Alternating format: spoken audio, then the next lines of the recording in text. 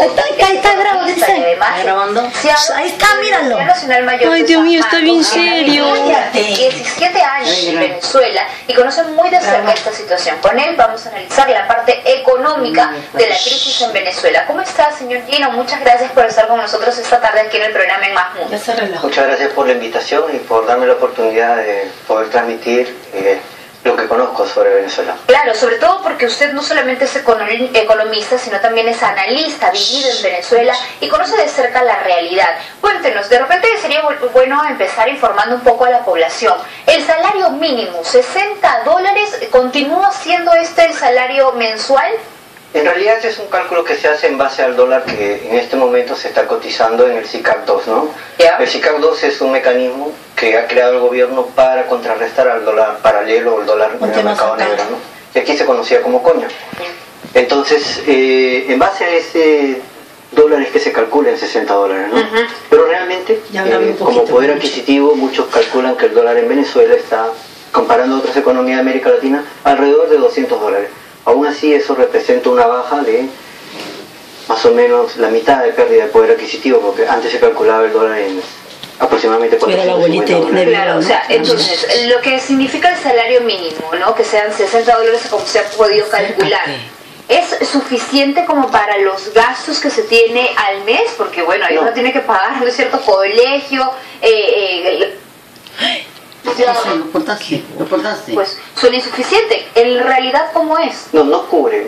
O sea, para que tengas una idea, aquí ha habido en los últimos días, o básicamente semanas, a raíz de la escasez, un aumento progresivo de los costos de los productos que han estado bajo control de precios, que vende incluso la cadena Mercal, y se ha multiplicado por 3, por 4, por 5. Es decir, un kilo de fideos, por ejemplo, costaba 5 bolívares y medio y ahora cuesta 30 bolívares. O sea, todo ha subido de precio. ¿Y por qué ha subido todo de precio? Porque el gobierno ya no tiene los dólares para importar, hay, digamos, una escasez y hay una turbiedad en términos de saber las cifras, la transparencia en la información que brinda el gobierno respecto a las finanzas públicas. Ahora, ¿todo tiene que ser importado? O sea, ¿no hay producción nacional? ¿Por qué todo tiene que traerlo de fuera?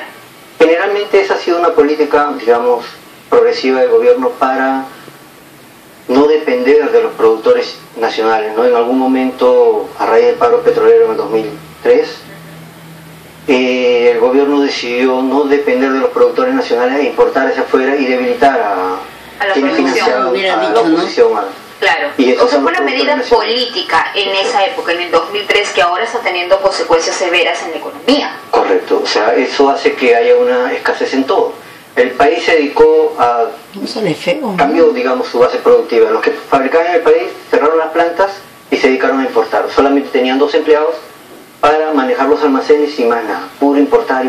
Solo importar. Entonces, ahora hay personas que se preguntan, siendo Venezuela un país rico, un país petrolero, que vende petróleo al mundo entero, ¿por qué está en esta situación? ¿Qué es lo que ha pasado? Ha habido una mala gestión que nace de que se le entregó todo el poder a un líder carismático. En este caso es el Hugo Chávez. Así es. Y no se le pidió en contraprestación una rendición de cuentas. Entonces el líder, digamos, se le ha seguido con un carisma propio de un evangelista, un predicador, y no se le pide cuentas. Entonces se le ha endiosado y se cree que todas las decisiones que él toma son las correctas.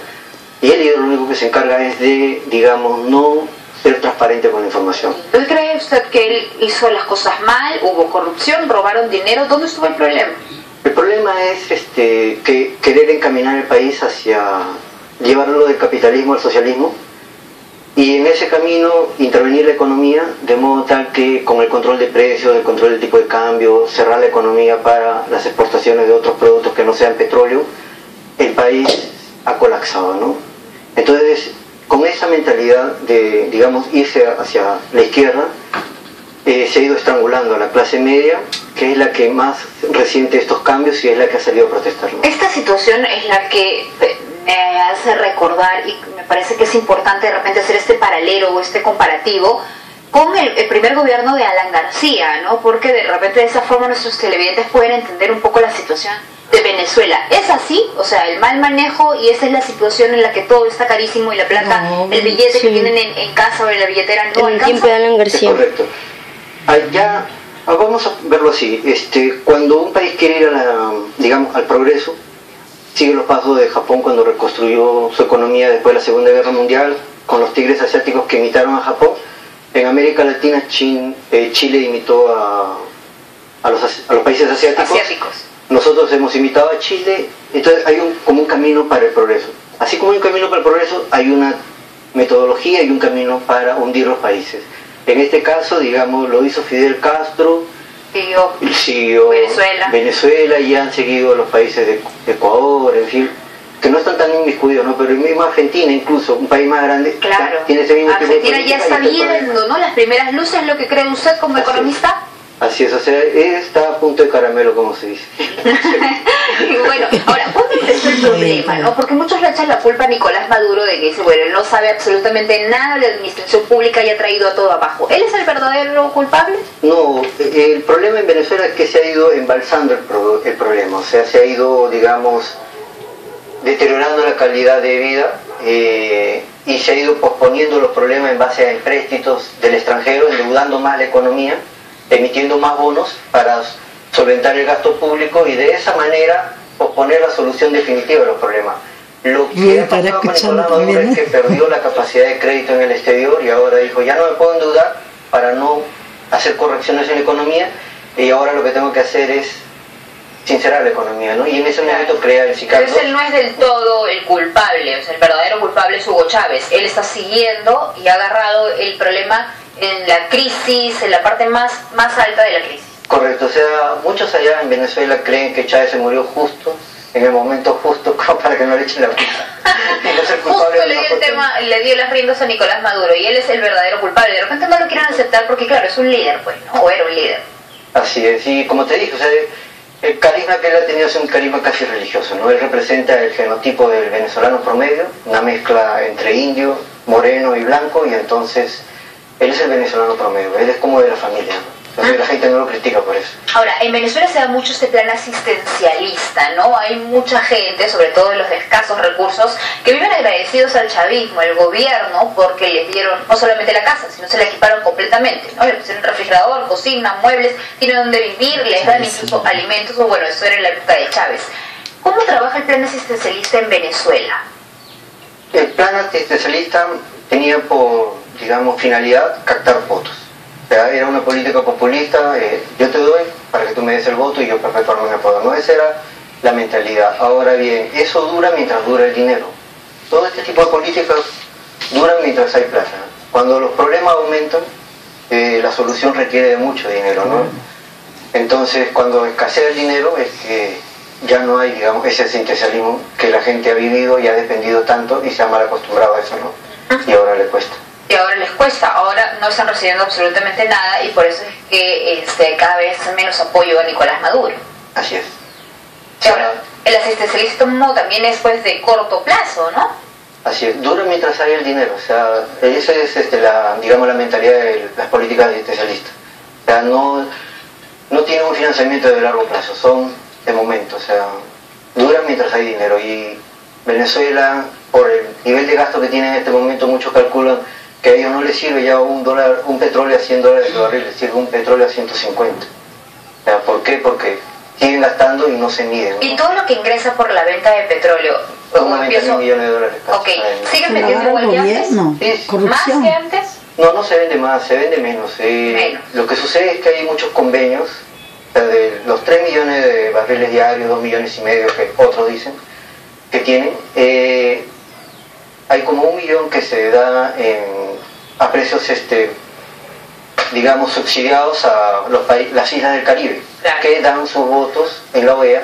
Claro. Entonces se compra así el apoyo político. Se entiende perfectamente entonces por qué la OEA reacciona de esta manera, ¿no es cierto? Ahora, pero igual sigue siendo un dinero importante para Venezuela, o sea, es una cantidad realmente importante, no es suficiente para aliviar los problemas que tienen. No, porque el presupuesto del país básicamente se basa en la renta petrolera, es decir, vamos a suponer que el costo de extracción del petróleo sea $10 y cuesta 100. De esos 100, 90 es la ganancia. Esos 90, aproximadamente $40, $45 entran como ingresos directos al presupuesto del país.